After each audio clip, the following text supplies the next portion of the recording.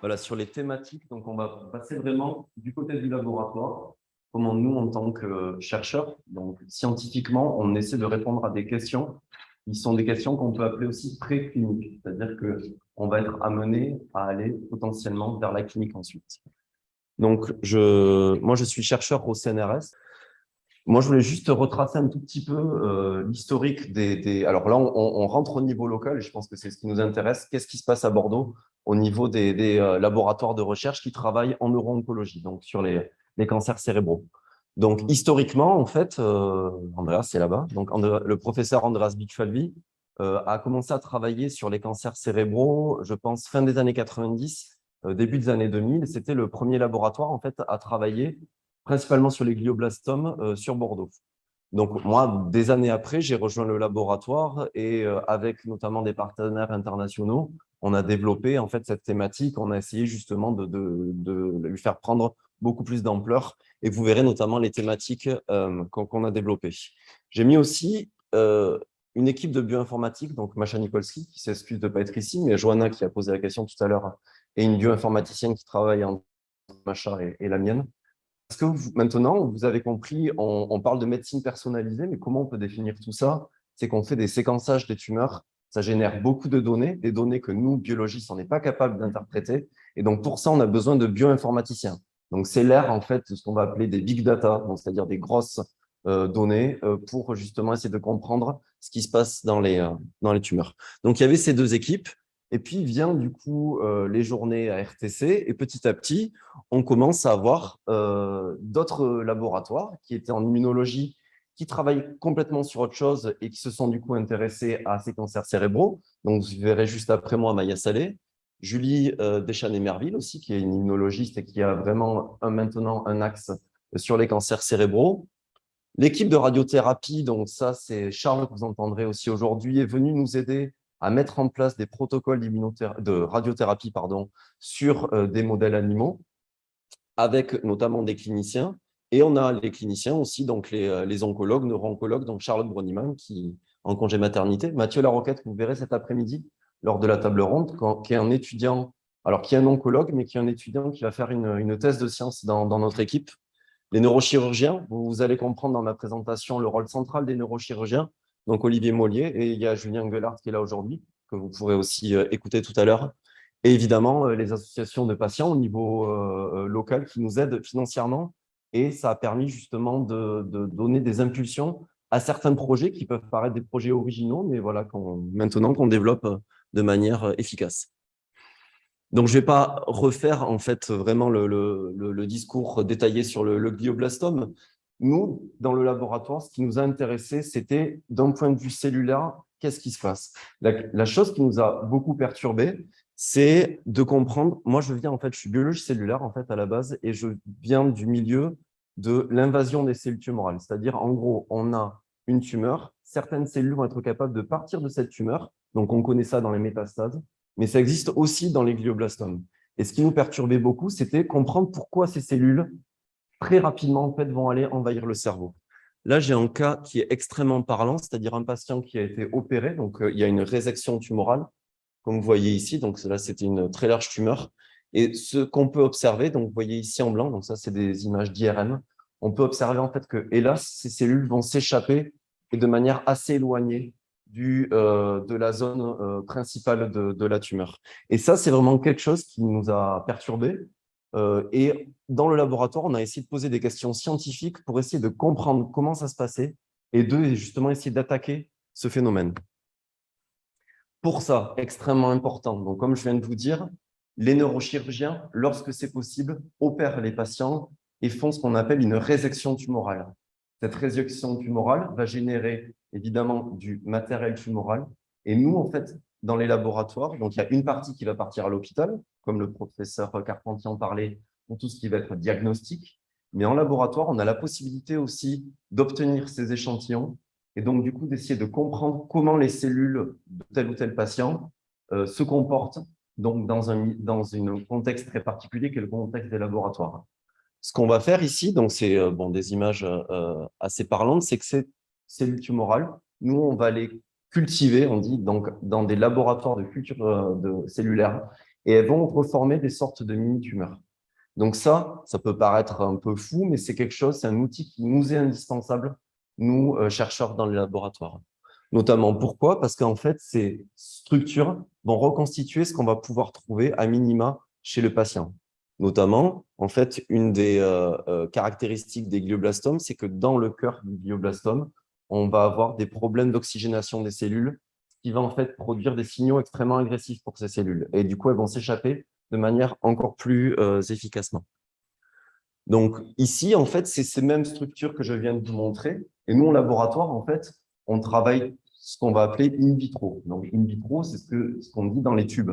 C'est-à-dire qu'on va inclure ces sortes de mini-tumeurs dans différentes conditions pour essayer de voir justement comment elles s'échappent. Et donc, mon équipe et d'autres équipes, on travaille justement pour essayer de comprendre. Donc, vous voyez, il y a le centre ici de cette mini-tumeur. Et donc, vous voyez des cellules qui vont s'échapper.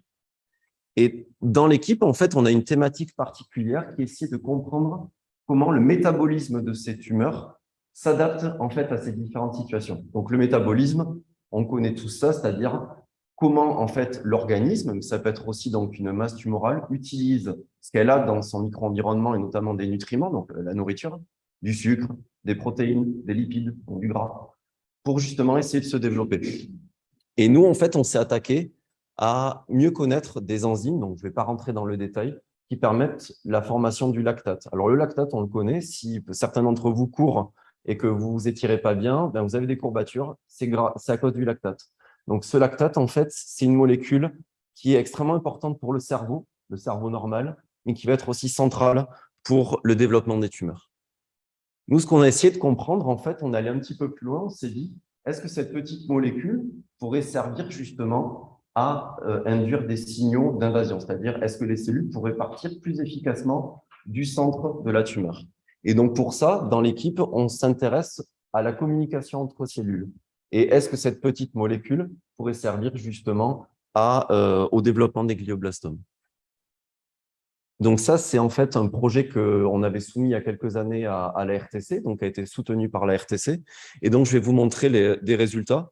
Donc, c'est pareil, je ne vais pas rentrer dans le détail, mais vous pourrez me poser des questions. Voilà, j'essaie d'aller pas à pas et voilà. Donc, ce qu'on a fait, en fait, c'est qu'on est parti on aime beaucoup les schémas dans les laboratoires et on utilise voilà, beaucoup des sortes de choses ultra simplifiées pour poser des questions. Nous, la question qu'on s'est posée, c'est si on déstabilise la cellule 1 et la cellule 2 grâce justement à des chaos, donc ce qu'on va appeler des chaos, c'est-à-dire c'est détruire des enzymes, détruire des protéines dans ces cellules, est-ce qu'on va déstabiliser la tumeur en entier? Alors nous, on a utilisé, je vais parler quand même un petit peu de science parce que je pense que c'est intéressant et je pense que vous en entendez parler dans les journaux télévisés. On a utilisé une technologie qui s'appelle CRISPR-Cas9. Donc ça, peut-être vous en avez entendu parler parce que Emmanuel Charpentier a obtenu le prix Nobel, en fait, c'était il y a 1 an ou 2 ans, qui est donc française, qui travaille à l'étranger, mais sur justement la découverte de cette technique. Ça a été une révolution dans les laboratoires, une révolution scientifique. Et nous, on utilise cet outil en fait, pour déstabiliser nos cellules tumorales. Ce qu'on a fait, en fait, c'est qu'on a déstabilisé ces deux groupes de cellules. Et ce dont on s'est rendu compte, en simplifiant, c'est que ici, vous voyez que les cellules tumorales vont commencer à mourir. Donc, on a des marqueurs. Donc, le rouge, en fait, c'est un marqueur de mort cellulaire. Elles vont aussi s'arrêter de se disperser donc dans ce milieu qu'on utilise. Et donc aussi, ce qu'on utilise, alors ça, voilà, ça peut être amener des débats. On va utiliser des modèles de souris qui sont donc ce qu'on va appeler immunodéficients, c'est-à-dire qu'on va pouvoir implanter ces mêmes cellules provenant du bloc opératoire dans les souris. Alors ça, voilà, je peux débattre avec vous juste après. C'est vrai que nous, c'est un outil indispensable en fait dans le laboratoire. Pourquoi? En fait, parce qu'on va remettre ces mêmes cellules dans un contexte qui est le cerveau, et donc elles vont être en compagnie de toutes les cellules qu'elles connaissent normalement dans un cerveau humain si on parle des patients. Et donc, de manière intéressante, c'est que quand on déstabilise ces cellules, donc maintenant on est chez l'animal, on voit en fait qu'on a une très bonne amélioration de la survie de ces animaux. Alors, nous, ce qu'on fait, ce qui est très, très compliqué, donc j'ai mis ce schéma, mais je ne vais pas vous l'expliquer en détail, c'est qu'on a vraiment ces voies de signalisation du métabolisme qui sont très compliquées pour nous aussi. Et donc, grâce à ça, on pourra en reparler, on a des bioinformaticiens qui nous aident à comprendre en fait comment ça se passe. Et ce dont on s'est rendu compte, en fait, avec ce schéma très compliqué, c'est que ces cellules qu'on arrivait vraiment à ralentir, ben, elles arrivaient en fait quand même à pousser et quand même à utiliser des systèmes qui étaient extrêmement complexes. Et donc ça nous a permis, grâce à la discussion, donc là, je vous en parlais tout à l'heure, avec des neuroscientifiques, d'aller se tourner vers des médicaments qui peuvent paraître originaux. C'est-à-dire, ça, c'est aussi un mouvement mondial, c'est-à-dire aller trouver des médicaments qui sont déjà utilisés dans d'autres pathologies cérébrales, comme l'épilepsie, comme d'autres, ça peut être aussi Alzheimer, ou etc. Et on va les utiliser comme antitumoraux. Donc, nous, on a utilisé un antiépileptique qui est déjà utilisé dans les laboratoires. Donc, on revient à la question de tout à l'heure, c'est-à-dire que ce médicament a déjà l'autorisation de mise sur le marché, il est déjà disponible en pharmacie. Et donc, nous, ce qu'on essaie de faire, justement, c'est d'avoir des médicaments qui pourraient potentiellement servir aux patients. Attention, on est en laboratoire, il y a toujours des étapes de validation jusqu'à arriver aux patients. Ce dont on s'est rendu compte en utilisant cette molécule antiépileptique qui s'appelle stiripentol, c'est qu'on arrivait à déstabiliser nos cellules, c'est-à-dire qu'elles n'arrivaient plus à partir autour, et on a une bonne réponse en fait au niveau des animaux. Donc potentiellement, on peut réfléchir peut-être d'ici quelques années à faire passer la molécule dans des cas cliniques. Juste, je tenais à souligner ça. Donc, la RTC a été moteur pour le financement de ces études. Donc, c'est des études qui ont été publiées, qui vont être publiées récemment. Joris Guyon, qui viendra tout à l'heure, a déposé son poster. Et il y a Johanna, qui est bioinformaticienne, donc, qui a aidé à ce travail. Il y a 2 autres posters aussi que vous pourrez voir. Donc, Claire Larieux, qui est ici, qui est aussi doctorante dans mon équipe, qui travaille sur d'autres enzymes du métabolisme. Et Audrey Burban et Ahmad Charanek, qui sont 2 postdoctorants que je vois là-bas, qui travaillent sur un autre inhibiteur du métabolisme. Donc, vous verrez, en fait, c'est assez intéressant. C'est une autre molécule qu'ils ont utilisée. Ensuite, je vous disais, évidemment, la tumeur, c'est dans un cerveau. Maintenant, il y a un mouvement international, donc scientifique, qui s'appelle les neurosciences du cancer, c'est-à-dire essayer de comprendre comment les cellules du cerveau vont aider, hélas, ce cancer à se développer. Ce dont on s'est rendu compte, notamment, c'était que les neurones pouvaient stimuler les cellules du glioblastome, c'est-à-dire donner des signaux électriques à ces cellules et donc les exciter, en quelque sorte. Dans l'équipe, on a une thématique qui permet de comprendre justement comment les neurones vont aider ces cellules de glioblastome pour se disperser. Rappelez-vous les images que je vous ai montrées des premiers IRM des patients. Et donc, pour ça, en fait, on va essayer de comprendre les interactions. Donc ça aussi, il y a un poster qui a été réalisé par Mathis, qui est un étudiant en master dans l'équipe, et Audrey Durban, ils vous expliqueront en fait les méthodes qu'on emploie en laboratoire. Donc, c'est encore très précoce au niveau de l'étude, mais les méthodes qu'on emploie en laboratoire pour essayer de mieux comprendre ça. Autre chose, l'autre mouvement dans les laboratoires, c'est essayer d'être au plus près de ce qui se passe chez le patient. Donc, vous allez entendre peut-être des fois des mots comme avatar, c'est-à-dire on va reproduire au plus près le parcours clinique du patient. Je m'explique. On va notamment essayer chez la souris qui aura été implantée, grâce aux neurochirurgiens, faire une résection tumorale. Et on a des appareils en laboratoire qui vont nous permettre de faire de la radiothérapie et aussi de faire de la chimiothérapie. Pourquoi on utilise ça? C'est-à-dire qu'on aura en fait un miroir de ce qui peut se passer en clinique chez le patient. Et grâce à ça, on va essayer de comprendre comment nos cellules s'adaptent en fait à ces différentes contraintes. Ça, c'est quelque chose qui est déjà financé dans mon équipe et dans plusieurs équipes de Bordeaux. Et donc, on est en train de travailler dessus, on pourra en discuter. Dernier sujet dont je voulais parler, donc ça, c'est un sujet vraiment nouveau, même au niveau du concept. Donc, c'est développé par Océane Martin qui a rejoint l'équipe il y a environ 1 an. Vous en avez peut-être aussi entendu parler dans les journaux télévisés, c'est le concept de dialogue entre les intestins et le cerveau. Donc ça, il y a des études extrêmement marquantes qui sont sorties, notamment pour savoir comment le microbiote de l'intestin va influencer le cerveau pour des maladies neurodégénératives, Alzheimer ou encore Parkinson. L'hypothèse un petit peu provocante d'Océane, c'est à savoir, est-ce que le microbiote des patients du glioblastome aiderait ou pas en fait au développement de ce même glioblastome. Donc il y a Maya Saleh aussi que vous écouterez juste après, qui est spécialiste du microbiote, qui intervient sur cette thématique, et donc à savoir en fait comment ces organes, là on n'est plus juste au niveau de la tumeur, mais comment l'organisme en entier aide ou ralentit le développement de ces cellules tumorales.